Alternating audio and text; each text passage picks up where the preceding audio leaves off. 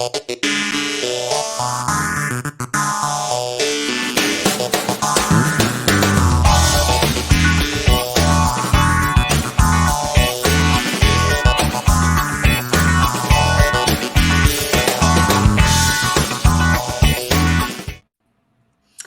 good afternoon, good morning, good evening, everyone. Welcome back to another episode of WTF Walk the Floors. I'm Stephanie Ledger with First Rate Hospitality, and I'm joined with my co-host, Michele Kline of Kline Hospitality. How are you today, Michele?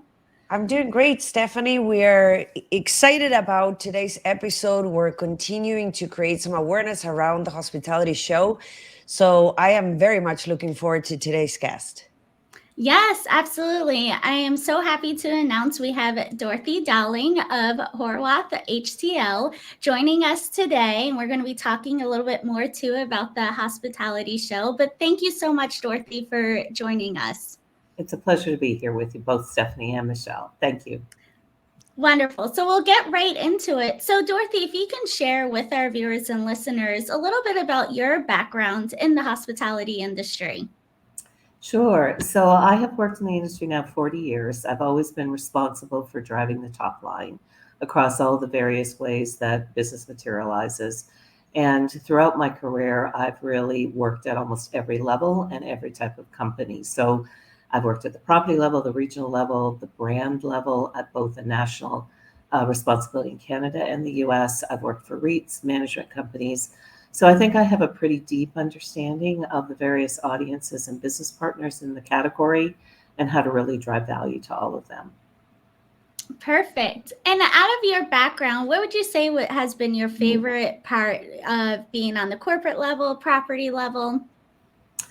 Well, I would say my most, the part where I get the greatest joy is really working with owners. I've always had great respect for those individuals that invest in real estate because they're really putting their net worth into an asset. So I always have great respect that they've made that decision, and I love working with them to support the right business outcomes so that they get the return that they hope to see. That's wonderful. Wow, that's Dorothy, amazing. we are expecting you at the hospitality show, and you'll be presenting.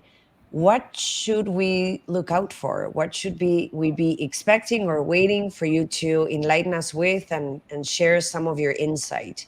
Tell us a bit about that, as much as you can tell us, obviously. No, well, thank you, Michele. And really, the session that I am moderating and hosting is really about unpacking ESG.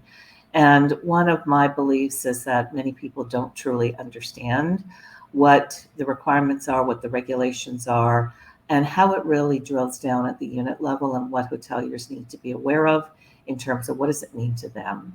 So it's really going to be a very pragmatic session of looking at what are the SEC regulations, what is that nuance for in California, how does that look like in Europe, what does that mean to hotel procurement so that hoteliers in terms of winning business, government business, and some of the large company business, what are their procurement practices as it relates to ESG? And what do they need to do to continue to be relevant to the customers of today and tomorrow on both the B2B side and the B2C side? So that is really the session. And as I said, we're going to do a deep dive into the very practical implications of what ESG means from a regulatory perspective and to the customer. Who's going to be part of the panel? So I'm really excited about that because we have Manuel Vexler, who actually teaches at Cornell in this space, and he actually is the executive director of the Actionable Foundation. I should get the name of that correctly. It's the Actionable Knowledge Foundation, which I really like because it really is leveling about the practical in terms of what you need to know from the theoretical perspective and how that translates into action. Then I'm really delighted to have the VP of Sustainability, Megan from Choice Hotels, and Colin, who actually represents, he's the VP of Operations at IHG. So they will bring some of that practical execution element from a hotel brand perspective and how that translates to their franchisees. And then I have Delphine Milo, who is the SVP of Sustainability and Advocacy at the Global Business Travel Association.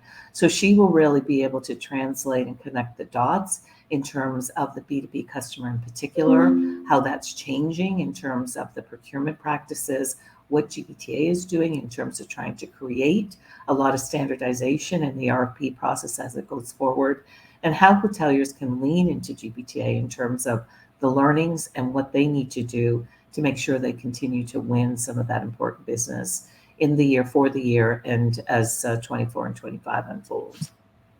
It sounds like it's going to be a great conversation. You have panelists from various segments, they're going to be able to bring a lot of perspective, I think, and insight to the conversation. I'm looking forward to that. It's going to be really rich. It's great. Thank you. The individuals were chosen with great intentionality so that we can start sort of at the macro level and help people understand, and then bring it down to the very practical applications on what do they need to do and what's in it for them. Yeah, Absolutely. And that's the best way to create awareness, really, to being able to speak to everyone in the audience, because you're going to have people from various segments where they're looking at things from different perspectives, and being able to, for everyone to take a little nugget from that conversation, it's really the way that we're able to move the needle. That's a great. For sure. I think everyone needs a foundational knowledge to be able to connect the dots in their own brain in terms of what does it mean for them.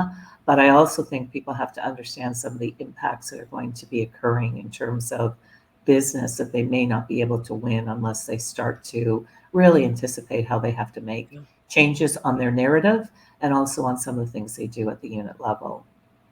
Yeah, yes, absolutely. And I think also too, just how you were talking about in the beginning with, looking at it from a state or country level in Europe, and how the other countries are, making sure that they're in line. And then also too, with the SEC, I feel like, especially on the property level, we hear a lot of hearsay, and it's almost like a telephone talk. And then things or certain guidelines now get construed or not communicated correctly. And then you think you're going in the right direction and adhering to the regulations, but then to find out that your narrative is not consistent or not even at being at the way that it needs to be.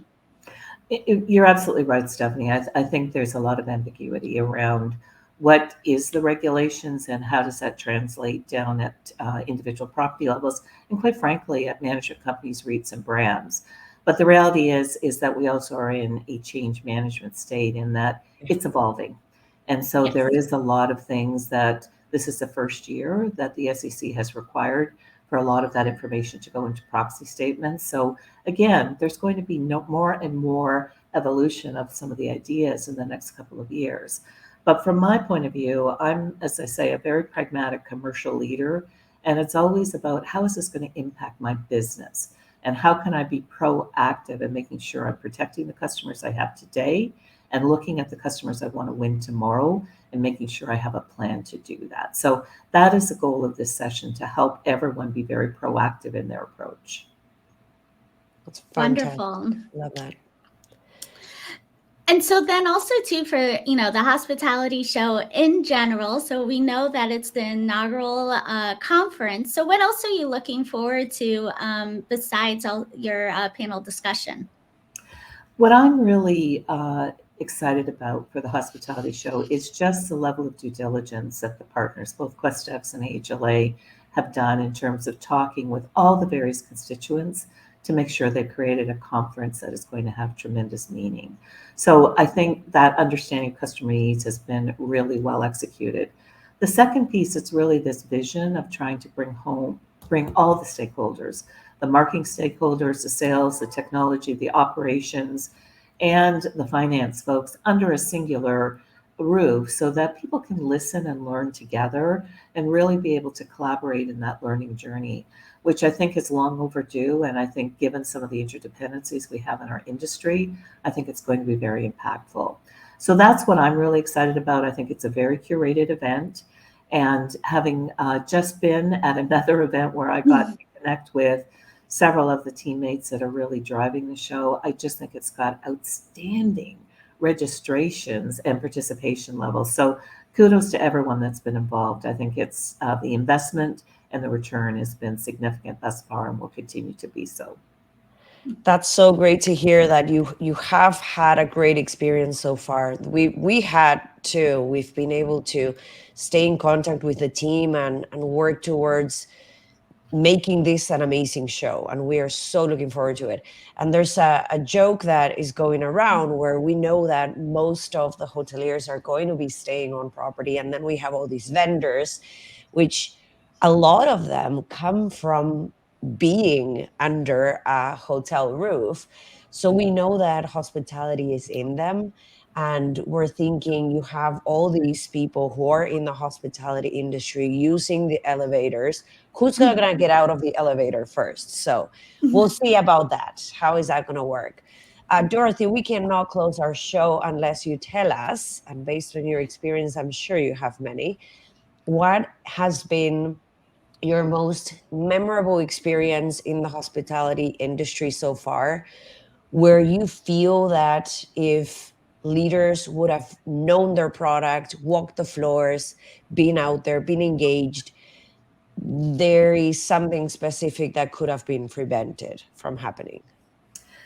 Yeah, so I think that's a really powerful question, Michelle. And for someone that has been in the industry for a very long time, I have attended many, many commercial events.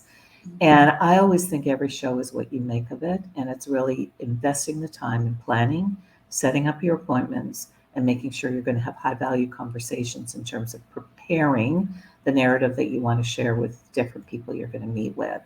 Over the years, one of my experiences has been is just working with other individuals in the industry where they expressed disappointment that they didn't get the value from the show that they participated in. And I'm a believer that we are masters of our own destiny. If we don't get the value, then I think we have to look back on ourselves and say, did we do the preparatory work that was required to get the maximum value? And did we really look at the appointments that we could have secured and really ensured that we made the most of the time that we had at the event? So and events are really coming back in a very powerful way because I do think it's one of the things we missed during COVID. But I've always believed that one has to be very proactive in planning and executing to have a good outcome for a show. So that's what I encourage everyone. You should have a full appointment deck. You should be prepared with all of your pitches. You should have done stakeholder research, which is what I commend, the show organizers, because they've done so much of that to create powerful content. And then you have to bring your best self to the show to make sure that you're going to have the right conversations and engage with your customers in the most powerful way possible. Absolutely. I love your insight on this. Dorothy, what do you think about the after the show, right? When we go to those dinners or to the reception party where people are more relaxed, some of them tend to have a few drinks. And how do you think, or what would be your advice for someone who's perhaps just getting to that level where now they're gaining this exposure with different people in the industry, and hopefully they are prepared as to who do they want to meet, but what happens when alcohol gets in the way? Well, that's a question that I think a lot of people give guidance to teammates before they go to shows. But there's two things I would offer back, Michelle. I have a personal mantra about relationships are the currency of life. And I'm a big believer in the Stephen Covey axiom that relationships are bank accounts. You make deposits and you make withdrawals. Hopefully, you're never overdrawn with a business partner or someone that is personally valuable to you in your own life. So one always has to think about the relationship engagement and making sure you're going to drive a positive outcome. The second guidance that I've always offered to teammates over the years, never give people a reason. And that is really about protecting your own brand and making sure that you never give people a reason to not respect you or to think poorly of you. So engaging in alcohol or any other kind of entertainment, I think one always has to recognize that you are representing yourself, you're representing the company that you're working for, that you want to build relationships because, quite frankly, a lot of those social venues really allow you to deepen relations and nurture relations with people that you want to do business with. But at the end of the day, people do business with people they know and like, but they also have to respect you. So you've got to be always prepared and be very conscious about the decisions you make at those social events as well. Lovely. Thanks for that, Dorothy. Yes. I'd have to add on to that too, just of your conversations that you're having with individuals during the after hours events, and because you never know who knows whom. So you may be talking about a different vendor or a property, and you never know who they may be connected to. And then if you're already talking, maybe in a negative way, or some other ways that you've now run into bumps in the road with that particular vendor or client, you never know who they may know, and then getting back to them, or also too being like, wow, if this is a potential person and they're already talking negative, is this someone that now I want to work with in the future? I agree with you, Stephanie, and that's really that never give people a reason. And that's where I think you always have to have sort of very significant conscience of what you're trying to achieve. And I never speak ill of anyone, because the reality is we don't have the full picture, so we don't understand some things. So I think that, old adage, if you don't have something positive to say, it's best to remain silent. That's always a good thing to think about when you're dealing in these kinds of venues. Absolutely. And also too, just to add on to how we were talking about with that pre-investigating and making sure that you're setting up the appointments, I have to say that the app that the hospitality show have is very user friendly. It's great to being able to dive in further of exactly who you're looking to connect based upon their title, their industry or company, to really being able to set up those appointments ahead of time. Yeah, and if I could add one more thing, Stephanie, it's not just about the trade show floor, it's about attending the educational sessions, because you're going to find lots of opportunities to interact with people there. And particularly if you have an interest that is related to your business, you're going to find other like-minded individuals in those sessions. And some of that informal conversation can also lead to an appointment at the show. So it is about making sure you show up for everything that's important at the show, not just the trade show hours.